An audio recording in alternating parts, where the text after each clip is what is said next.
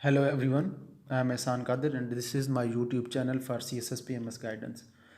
Actually CSSPMS की preparation के context में मैंने कहा था कुछ बेसिक इन्फॉर्मेशन भी प्रोवाइड करता रहूँगा। इन द मीन वाइल कुछ करंट एग्जाम्स वगैरह आए हुए हैं जिनके लिए कुछ टॉपिक्स कवर करना ज़्यादा इंपॉर्टेंट है और वो ऐसे टॉपिक्स हैं कि जो आपके CSS और PMS में भी इक्वली एप्लीकेबल हैं, आपको उनको प्रिपेयर करना पड़ता है। और वो है इलेक्शन कमीशन के पॉइंट ऑफ व्यू से या इलेक्टोरल रिफॉर्म्स के पॉइंट ऑफ व्यू से। इसमें आप इलेक्शन एक्ट भी 2017 वाला डिस्कस कर सकते हैं, इलेक्टोरल प्रोसेस किस तरह से होता है और उसकी स्टेजेस क्या होती हैं, जनरल और लोकल गवर्नमेंट के इलेक्शंस और वो सारा कुछ उसके लिए क्या प्रोसीजर्स हैं जो कि आपके एक्ट में दिए गए हैं या कॉन्स्टिट्यूशन में क्या प्रोविजंस दी गई हैं, पाकिस्तान में इलेक्शंस किस तरह से कंडक्ट होते हैं और किस तरह से होने चाहिए, क्या रिफॉर्म्स सजेस्ट की जा सकती हैं और इसके लिए कॉन्स्टिट्यूशनल प्रोविजंस क्या है। तो ये बेसिकली वीडियो अब मैंने इसीलिए बनाई है, इसको पार्ट्स में डिवाइड करेंगे। कुछ सीरीज़ ऑफ वीडियोज़ होंगी, short videos of 10 to 15 minutes each, जिसमें मैं इन सारे टॉपिक्स को थोड़ा थोड़ा कवर करूँगा। In the mean while election act को पूरा कवर किया जाएगा ताकि आप लोग पूरा इलेक्शन एक्ट को कवर करके आप इलेक्शन ऑफिसर वाले टेस्ट के लिए भी अच्छे से अपेयर हो सकें और आप जब CSS या PMS के लिए अपेयर हों तो आपको पूरा इलेक्शन सिस्टम का बताओ ताकि आप उसके लिए कोई अच्छी रीडिंग करके अच्छी रिफॉर्म्स वगैरह भी पढ़ सकें। होपफुली रिफॉर्म्स भी मैं खुद से सजेस्ट कर दूंगा जी। तो इस वीडियो की एक जनरल आउटलुक वही इलेक्शन ऑफिसर वाले टेस्ट की होगी, बट होपफुली जब आप इस वीडियो को सुनेंगे तो आपको रियलाइज़ हो जाएगा कि ये आपके लिए PMS और CSS के लिए भी इक्वली इंपॉर्टेंट है।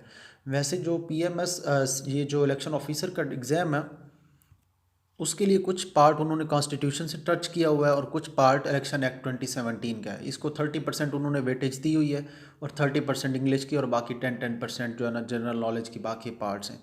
तो ये सबसे वाइटल पार्ट हैं। इसमें आपका कॉन्स्टिट्यूशन का उन्होंने पार्ट 1, पार्ट 2 और पार्ट 8 टच किया हुआ है। इसमें से वो MCQs देंगे और जो आपका इलेक्शन एक्ट है वो पूरा का पूरा आपको कवर करना होगा, तो उसमें से भी MCQs देंगे। तो सबसे पहले हम कॉन्स्टिट्यूशन का पार्ट 1, पार्ट 2 और पार्ट 8 कवर करेंगे। उसके बाद हम इलेक्शन एक्ट 2017 पे मूव कर जाएंगे। ये सारा कुछ कवर होगा सीरीज़ ऑफ वीडियोस में। ये ऑब्वियसली एक ही वीडियो में सारा कुछ नहीं कवर किया जाएगा, अदरवाइज़ ये आपके लिए इसको सुनना और इसके नोट्स वगैरह ड्रा करना या नोट्स वगैरह देखना ज़रा मुश्किल हो जाएगा जी। तो फर्स्ट वीडियो हम इसकी बनाएंगे पार्ट 1 को कवर करेंगे कॉन्स्टिट्यूशन के। उसके कुछ 6 आर्टिकल्स हैं उनको डिस्कस करेंगे बहुत ब्रीफली। उसके बाद हम अगली वीडियो में पार्ट 2 को कवर करेंगे और उससे नेक्स्ट वीडियो में पार्ट 8 को कवर करेंगे जो कि इलेक्शन कमीशन और इलेक्शन से रिलेटेड है सारा। तो इसकी यूटिलिटी को जहन में रखते हुए मैंने ये सोचा है कि इसको हम लॉ के जारगॉन्स और लॉ की टर्मिनोलॉजीज़ के साथ नहीं कवर करेंगे। इसकी यूटिलिटी यही है कि हम इसको CSS PMS में या हम अपने इलेक्शन ऑफिसर के टेस्ट में हम इसको अप्लाई कर सकें और इससे बेनिफिट कर सकें। दैट्स वाई मैं इसके लिए कोई लॉ के जारगॉन्स और डिफ़िकल्ट लैंग्वेज नहीं यूज़ करूँगा। इसको बहुत ही सिंप्लीफाइड फॉर्म में हम डिस्कस करेंगे ताकि आप जो है ना इसको समझ सकें और इसको कवर कर सकें और इससे फिर अपने MCQs वगैरह सॉल्व कर सकें या आप इसके ऊपर फिर फर्दर कोई न्यूज़पेपर से कोई रीडिंग करें CSS PMS के पॉइंट ऑफ व्यू से, तो वो समझ सके कि क्या डिस्कशन हो रही है, क्या बात हो रही है। So first of all part 1 जो है हमारे कॉन्स्टिट्यूशन का वो इंट्रोडक्टरी पार्ट है। उसके 6 आर्टिकल्स हैं और उनमें से पहला आर्टिकल है रिपब्लिक एंड इट्स टेरिटरीज़। उसमें हमारी कंट्री को रिपब्लिक डिक्लेयर किया गया है, इस्लामिक रिपब्लिक ऑफ पाकिस्तान, और उसके प्रोविंसेस बताए गए हैं कि बलूचिस्तान होगा, KPK होगा, सिंध होगा और इसी तरह इस्लामाबाद कैपिटल टेरिटरी भी इसी की टेरिटरीज़ का पार्ट होगी। और इसी के साथ ये भी इसमें प्रोविज़न रखी गई है कि एक्सेशन या अदरवाइज़ कोई और स्टेट्स ज्वाइन करना चाहती हैं तो वो भी इसका पार्ट ट्रीट की जाएंगी। सिमिलरली इसके अंदर ये भी प्रोविज़न है कि न्यू स्टेट्स जो है ना वो भी पार्लियामेंट के लेजिस्लेशन के थ्रू इसका पार्ट बनाई जा सकती हैं या न्यू प्रोविंसेस भी क्रिएट किए जा सकते हैं। So second article is about state religion. इसमें इस्लाम को स्टेट रिलीजन डिफ़ाइन किया गया है कि इस्लाम स्टेट का रिलीजन होगा।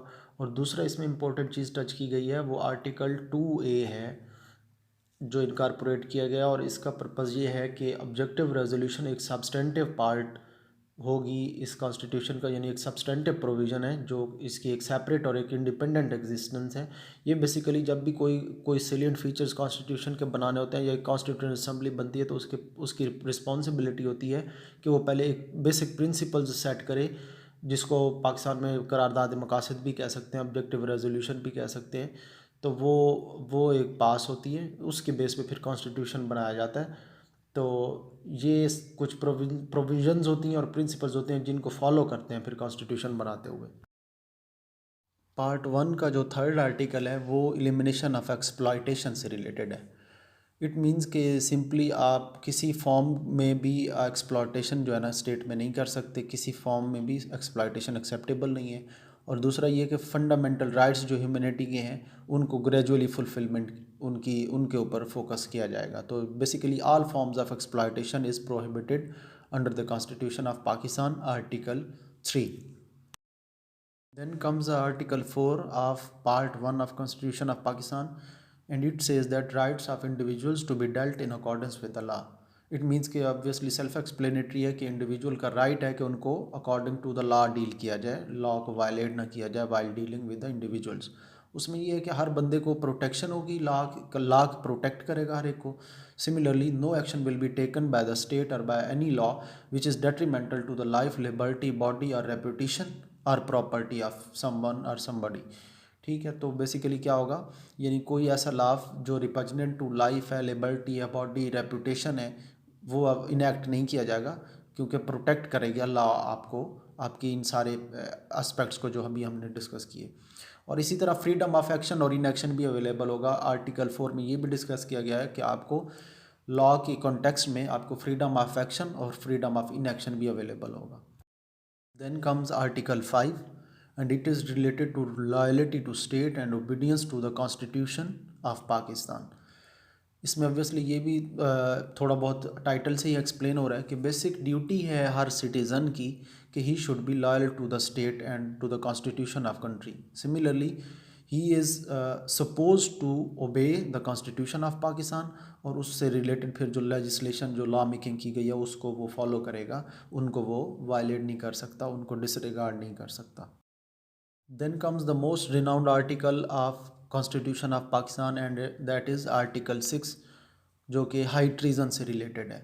इसके अंदर बेसिकली 3 फिर आगे सब पार्ट्स हैं, उसके 3 क्लॉजेज हैं, 6(1), 6(2), 6(2)A एंड देन 6(3). सबसे पहले तो ये है कि एब्रोगेटर जो होगा कॉन्स्टिट्यूशन को, जो एब्रोगेट होगा, एक होता है कॉन्स्टिट्यूशन को प्रोमलगेट करना यानी उसको इनैक्ट करना, उसको कॉन्स्टिट्यूएंट असम्बली उसको बनाती है फिर वो आगे अप्लाई किया जाता है। एक होता है उसको एब्रोगेट करना यानी उसको नल एंड वॉइड कर देना, उसको वायलेट कर देना। तो एब्रोगेटर जो है कॉन्स्टिट्यूशन का, ये क्या होगा, ये हाई गिल्टी होगा फॉर हाई ट्रीजन, यानी इसके ऊपर जो चार्जेस लगेंगे हाई ट्रीजन के चार्जेस लगेंगे, और इसको कोई एड करेगा या इसको अबेट करेगा वो भी गिल्टी होगा हाई ट्रीजन का। ठीक है, और ये जो कॉन्स्टिट्यूशन की एब्रोगेशन है इसको किसी भी कोर्ट के ज़रिए से वैलिडेट नहीं किया जा सकता। ये आर्टिकल 6(2)A के ज़रिए बात ऐड की गई है कि आप इसको किसी तरह से भी इसकी वो नहीं कर सकते, वैलिडेशन नहीं कर सकते। वो जो कॉन्स्टिट्यूशन को किसी ने एब्रोगेट किया है, फॉर एग्जांपल मुशर्रफ ने किया या किसी ने भी किया है, तो उसको पाकिस्तान की कोई कोर्ट भी उसको वैलिडेट नहीं कर सकती। ये आर्टिकल 6(2)A के ज़रिए से इनकारपोरेट किया गया है। उसके बाद आर्टिकल 6(3) में आता है कि जो पार्लियामेंट क्या करेगी, वो पनिशमेंट डिसाइड करेगी हाई ट्रीजन की, वो जो भी पनिशमेंट होगी। ये था part 1 introductory part of constitution of Pakistan. इसके 6 आर्टिकल्स थे जो हमने डिस्कस कर लिए। अब नेक्स्ट पार्ट 2 हम डिस्कस करेंगे जिसमें कुछ फंडामेंटल राइट्स और प्रिंसिपल्स ऑफ पॉलिसी डिस्कस किए जाएंगे, बट वो हम नेक्स्ट वीडियो में डिस्कस करेंगे। तो अभी के लिए इतना ही काफ़ी है। अब lastly for further videos and updates please like this channel and subscribe as well.